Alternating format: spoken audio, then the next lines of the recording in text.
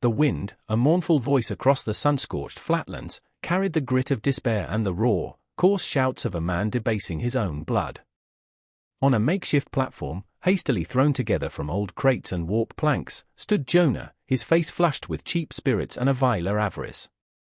His voice, amplified by the unnatural stillness of the midday heat, boomed across the small, unwilling assembly of dusty travelers and hard-bitten locals.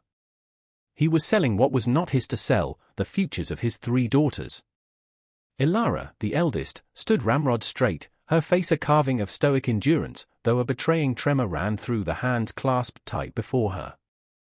Her eyes, the color of winter flint, held no tears, only a chillingly distant defiance that none but she could feel.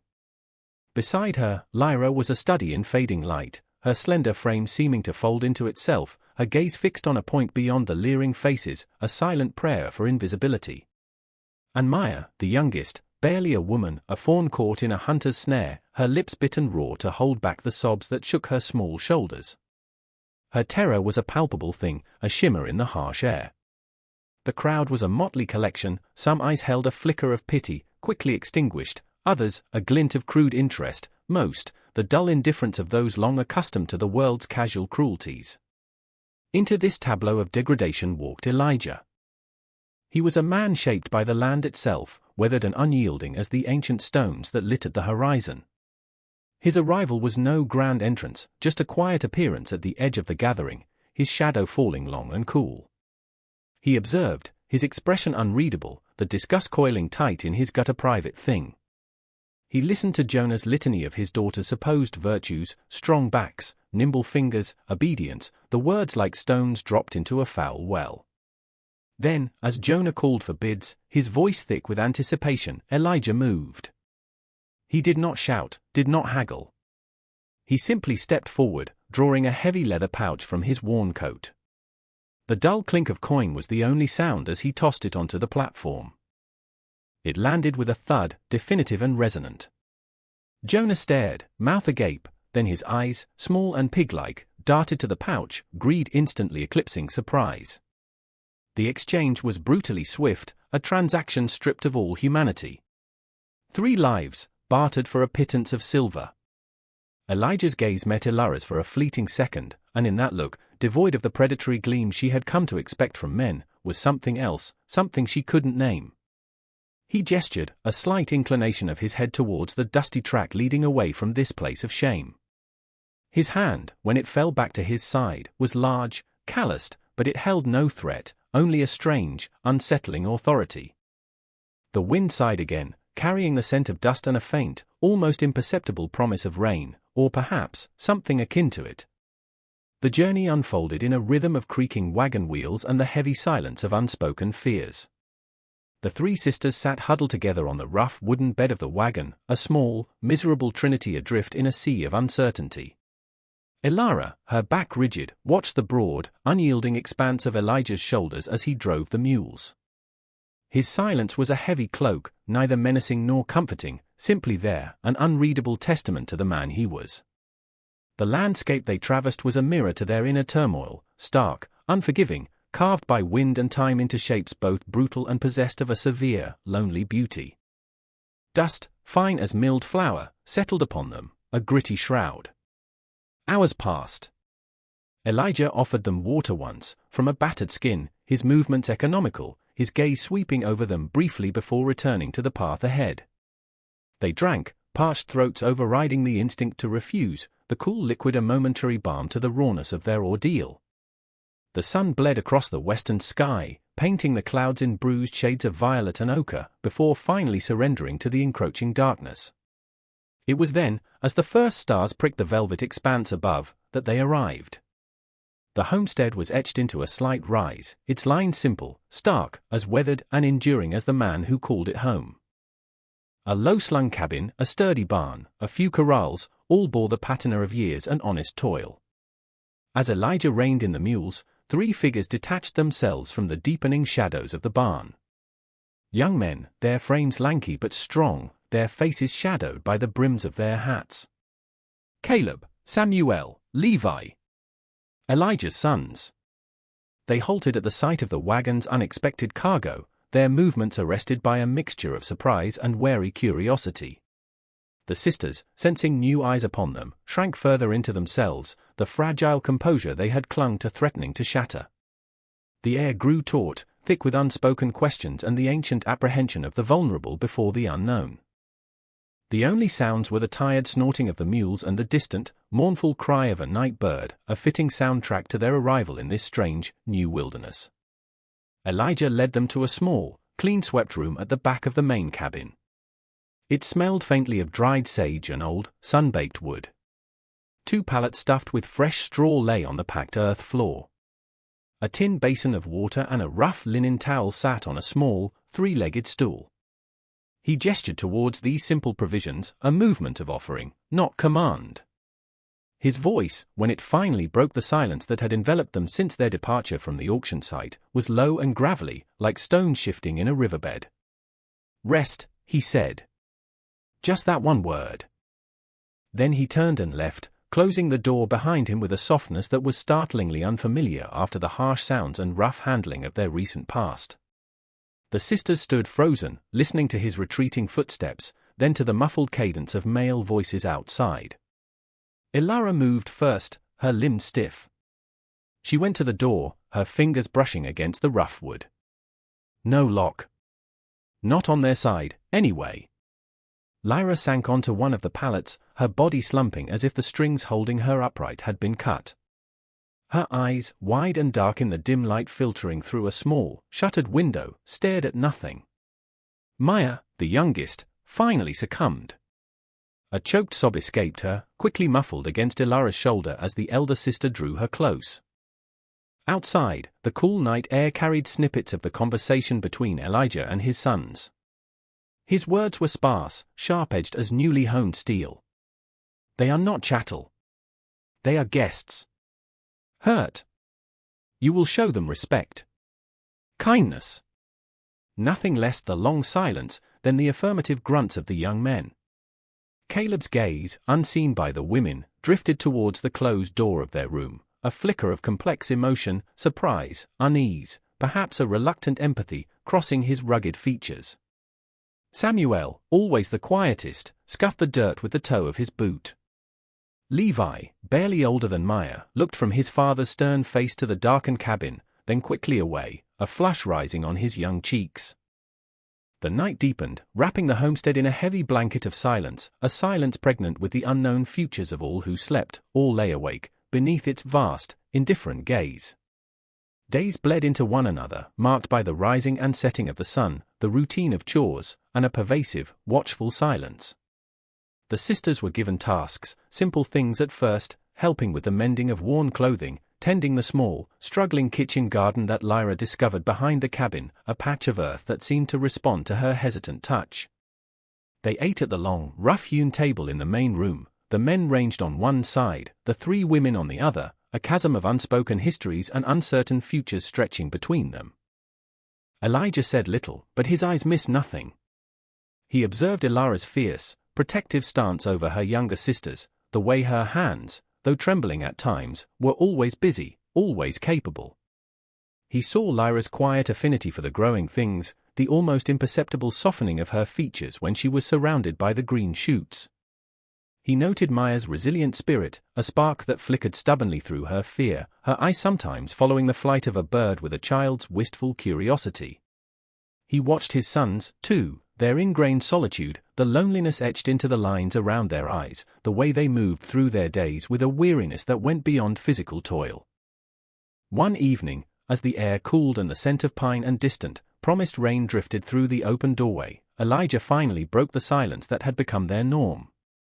All were present, the last light of day casting long shadows across the room. "Your father," he began, his voice calm but carrying an undeniable weight, "he sold you. That was his doing. His shame. Not yours." His gaze rested on each sister in turn, steady, unwavering. "This is a hard land. It demands much. My sons," he inclined his head towards Caleb, Samuel, and Levi, "they need wives. Companions to share the burden, to build a life. Not slaves, not servants." He then turned his gaze to his sons. And these women, they need husbands. Protectors. Not masters. Men who will honor them. He paused, letting his words settle in the charged stillness of the room. I offer a choice, where there was none before. A home. A life, to be built together, if you all choose it. If they choose it, and if you, he looked back at the sisters, choose it. The silence stretched, taut as a drawn bowstring. Ilara's chin lifted, a spark of her earlier defiance rekindled. What choice is it, truly, she whispered, her voice raspy from disuse. Elijah met her challenging gaze. The choice to try, he said, his voice even. Or the choice to leave. I will not hold you against your will. But out there, he gestured vaguely towards the darkening wilderness beyond the homestead's meager clearing, it is a harder master than any man. His words, stark and unadorned, hung in the air, a truth as unyielding as the land itself. The weight of Elijah's pronouncement settled upon the sisters like the dust of the trail, heavy and suffocating. In the confines of their small room, huddled together for warmth and courage, they spoke in hushed, fearful whispers, their words like frightened birds beating against invisible bars. Leave? But to where? The thought of returning to their father, Jonah, was a cold knot of dread in their stomachs. The vast, indifferent wilderness, as Elijah had pointed out, offered only the prospect of a slow, lonely demise, or worse, falling into hands even crueler than their father's. Here, within the rough-hewn confines of this isolated homestead, there was a harshness, certainly, a life stripped to its bare essentials, but there was also a strange, almost unsettling absence of the overt malice and degradation they had come to expect. It was a stark choice, a narrow path between two forms of desolation. Ilara, ever watchful, found herself studying Caleb when he was unaware of her gaze. His hands, calloused and powerful from years of hard labor, moved with a surprising lack of brutality when he handled the livestock or mended a broken fence. There was a weariness about him, yes, but also a kind of rough-hewn integrity. Lyra, in her quiet way, observed Samuel. He often stood gazing at the vast, empty sky, a profound stillness about him that resonated with her own withdrawn nature. He spoke little, but his eyes, when they occasionally met hers, held a hint of something thoughtful, perhaps even gentle. Maya, young and terrified, found her gaze drawn to Levi, the youngest of the brothers. She saw him one afternoon, struggling to splint the broken wing of a small sparrow, his brow furrowed in concentration, his large hands surprisingly deft, his frustration with his own clumsiness softened by an unexpected tenderness towards the tiny, injured creature. The sons, too, were navigating their own internal landscapes of surprise and reluctance. Caleb was overheard one night, his voice low but insistent, arguing with Elijah by the dying embers of the fire. Words like "not right" and their fear drifted to where the sisters lay, straining to hear. Elijah's reply was softer, more measured, speaking of a chance, of building something new from broken pieces, of shared solitude and the possibility of a future less bleak. The decision, when it came, was not a joyful embrace of a new life, but a weary, reluctant surrender to the least terrible of the options before them.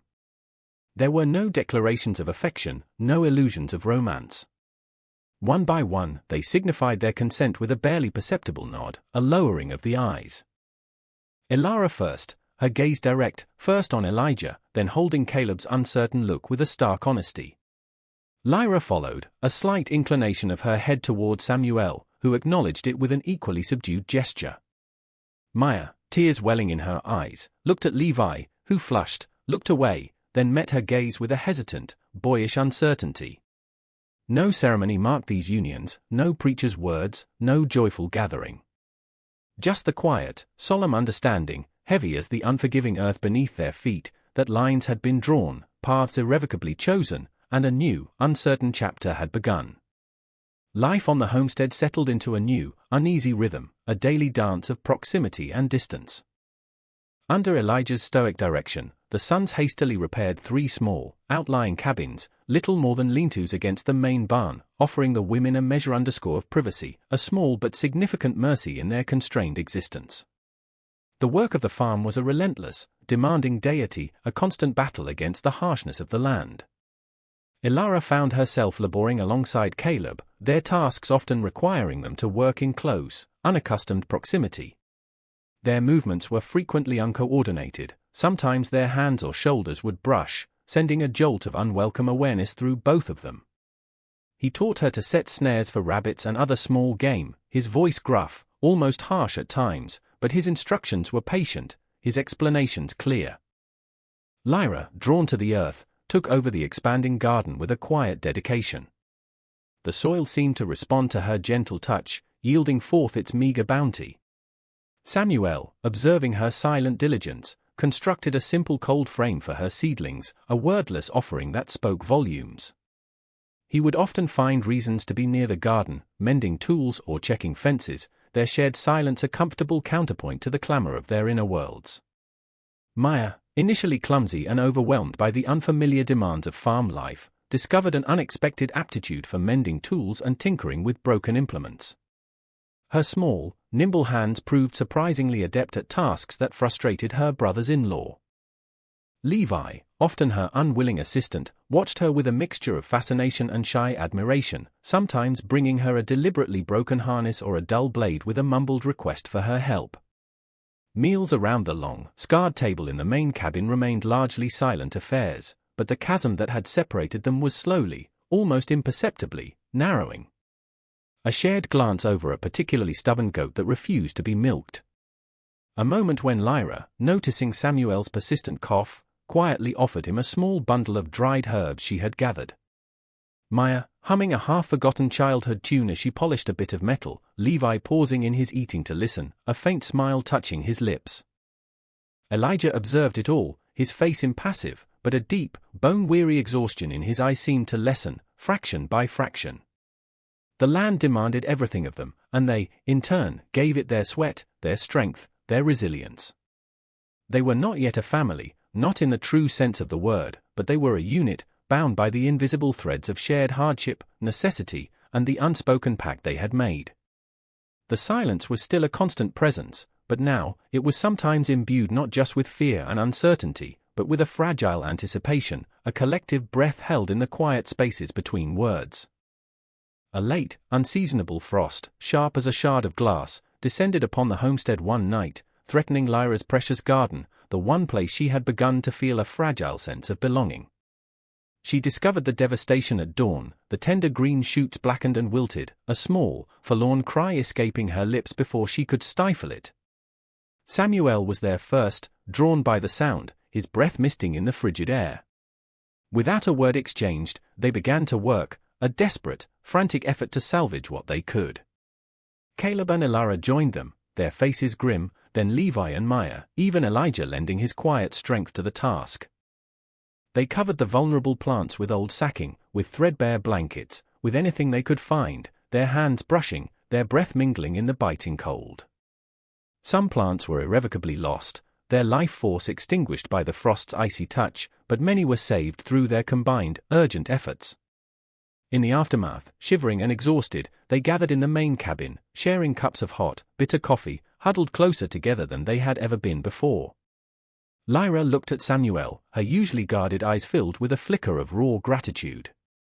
He met her gaze and nodded, a small, almost imperceptible movement that conveyed a depth of understanding. Later that week, a gaunt wolf, driven by hunger from the higher elevations, ventured too close to the chicken coop. Caleb and Elara were the ones to confront it. Elara, to Caleb's surprise, did not flinch or cry out. She stood her ground, holding the flickering lantern steady, its light cutting through the pre-dawn gloom, while Caleb took careful aim with his rifle. The shot echoed through the still air, a sharp crack that sent the predator scurrying back into the shadows. The immediate threat receded. He looked at her then, a grudging respect dawning in his eyes. "You're not easily scared," he murmured, his voice rough. "I've had practice," she replied, her own voice flat, devoid of emotion, but a subtle shift had occurred between them, a bond forged in shared danger and mutual reliance. Maya, while attempting to chop kindling, gashed her hand badly on the sharpened axe blade. Levi, witnessing her sharp intake of breath and the bright bloom of red against her skin, rushed to her side. He clumsily but gently bandaged the wound, his touch surprisingly tender. As he worked, he haltingly recounted a childhood memory of breaking his own arm, the fear and the searing pain of it. She listened, her own fear and pain receding slightly in the face of his shared vulnerability, his awkward attempt at comfort. These were small moments, like pebbles dropped into the deep, still well of their collective sorrow, but the ripples were spreading, disturbing the stagnant surface, hinting at changes yet to come. Word, like a carrion bird, arrived on the wind, carried by a grizzled trapper passing through on his way to more settled lands. He spoke, in a low, gossiping tone, of a man matching Jonah's description, loud, unkempt, with a shifty gaze, asking pointed questions in the nearest ramshackle settlement. His inquiries were couched in terms of false concern, of a father's supposed grief for his lost, beloved daughters. The news descended like a suffocating shroud over the homestead, chilling the nascent warmth that had begun to thaw the ice of their initial fear. Ilara's face became a pale, impenetrable mask, her eyes holding a new, haunted darkness. Lyra retreated further into herself, her hands, usually busy in the garden, now lay still in her lap. Maya, her youthful resilience momentarily shattered, trembled visibly, her wide, frightened eyes looking to Elijah for reassurance he could not easily give. The sons, however, reacted with a new and visceral anger. This was no longer just about their father's strange bargain, it was about the women who now shared their cabins, their meals, their struggles. "He won't touch them," Caleb growled, his voice low and dangerous, his hand instinctively resting on the worn handle of the axe he kept by the woodpile. Samuel, usually so quiet, stood straighter, his placid demeanor hardening into a steely resolve. Levi, shedding his boyish awkwardness, clenched his fists, his young face set in grim determination. Elijah listened to the trapper's tale, his expression unreadable, his silence profound. He said little, but his very presence seemed to become a bulwark, a silent promise of protection. Days later, just as the initial wave of fear had begun to subside, Jonah appeared. He materialized at the edge of their clearing, a swagger in his uneven gait, a greedy, calculating light gleaming in his eyes. He called out, his voice unctuous and falsely paternal, demanding to see his daughters. Elijah met him alone, standing midway between the tree line and the cabins, unarmed, a solitary figure of unyielding strength. Behind him, hidden from Jonah's view, the women and his sons watched, their hearts pounding. Jonah blustered, his voice rising in pitch as he spoke of his rights, of the law, of his paternal authority. He demanded their return, or at least, further compensation.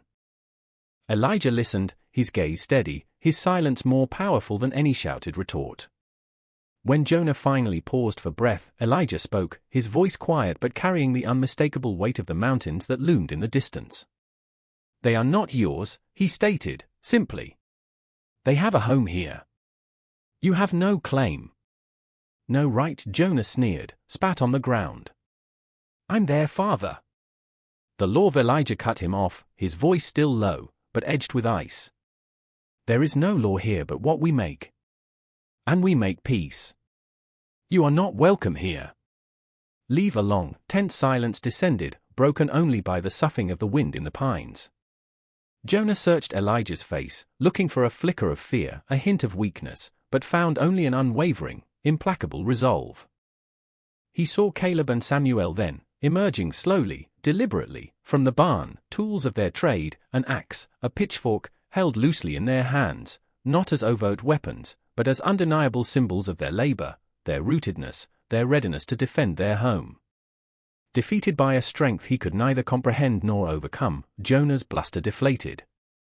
With a string of vile curses, he turned and stumbled back into the shadows of the trees, disappearing as quickly as he had arrived. Slowly, hesitantly, the women emerged from the cabins. Ilara's gaze met Caleb's, and in that shared look, a silent promise passed between them, a deeper understanding of what it meant to stand together. They were safe. For now.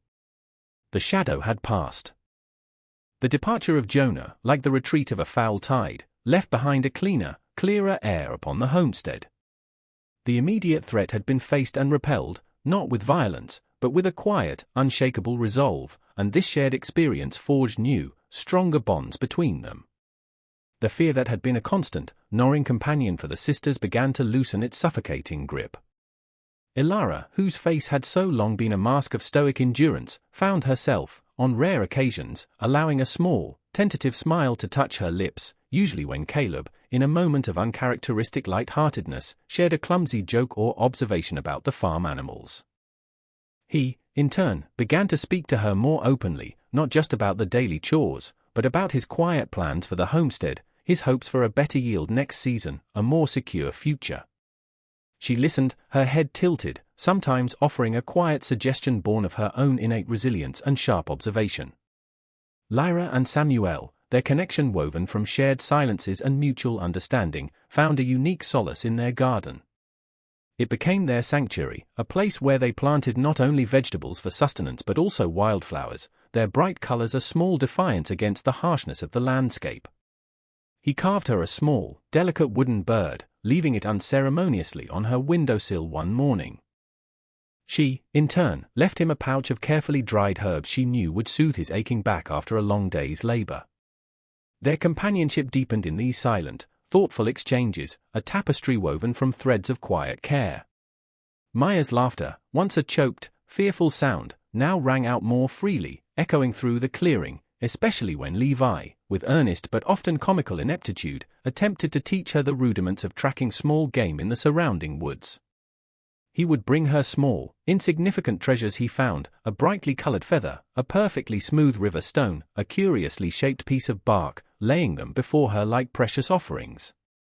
She, in her turn, mended his torn shirts and patched his worn trousers with meticulous, almost loving care.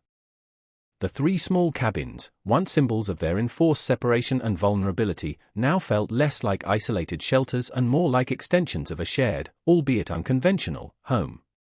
The main room of Elijah's cabin, previously a place of tense, silent meals, now sometimes echoed with the low murmur of quiet conversation, the clatter of spoons against earthenware bowls becoming a comforting rhythm of normalcy, of lives slowly intertwining. Elijah watched them, the deep lines etched into his weathered face softening almost imperceptibly.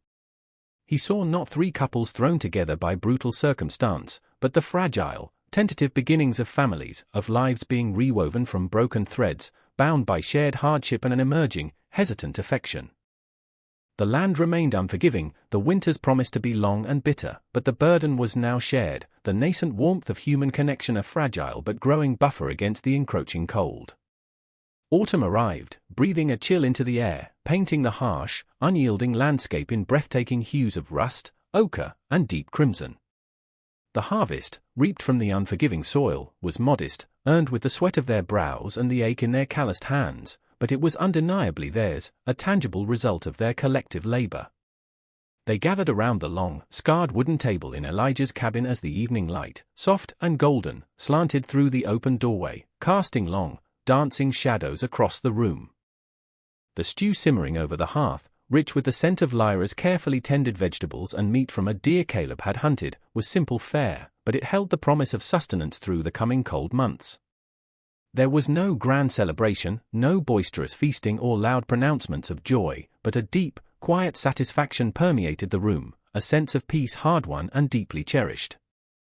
Elara glanced across the table at Caleb, a shared look of understanding passing between them, an unspoken acknowledgement of what they had built together, side by side, in the face of adversity. Lyra, her movements graceful and unhurried, offered Samuel a thick slice of freshly baked bread, her fingers brushing his for a fleeting moment, a silent testament to the quiet companionship and understanding they had found in each other's presence. Maya, her earlier fears now softened into a gentle watchfulness, leaned almost imperceptibly against Levi's shoulder as he recounted a simple story from the day's work, a comfortable, unassuming intimacy that spoke volumes more than words ever could. Elijah, his weathered face illuminated by the flickering firelight, raised his simple tin mug. His gaze, steady and profound, moved slowly from one face to another, resting briefly on each of them. "To the work of our hands," he said, his voice rough-edged but firm, carrying the weight of his years and his unspoken hopes. "And to the shelter we have made." Together they echoed his toast, their voices a low, collective murmur, the sound absorbed by the thick log walls of the cabin. The silence that followed was not empty or strained, but full, brimming with unspoken gratitude, with the quiet strength found in shared survival, and with the tentative, fragile bloom of genuine belonging. The future remained an unwritten scroll, a path winding through an unpredictable and often perilous wilderness. But tonight, under the vast, indifferent canvas of the starlit sky, there was a palpable sense of peace, a peace earned through endurance, resilience, and the unexpected grace of found connection. The three sisters, once dehumanized commodities on an auction block, now sat as women who had found not just refuge, but a nascent strength, a place to perhaps, finally, begin to heal and to grow. The sons, once solitary figures grappling with the harshness of their isolated existence, now had partners, companions in the daily struggle and the quiet, infrequent triumphs. Elijah, the stoic patriarch, the silent architect of this unconventional family, had forged more than just a functional farm from the unforgiving land. He had cultivated a fragile, resilient hope in the very heart of desolation. The fire in the hearth crackled and spat, a small, defiant beacon of warmth and light against the encroaching darkness of the long night.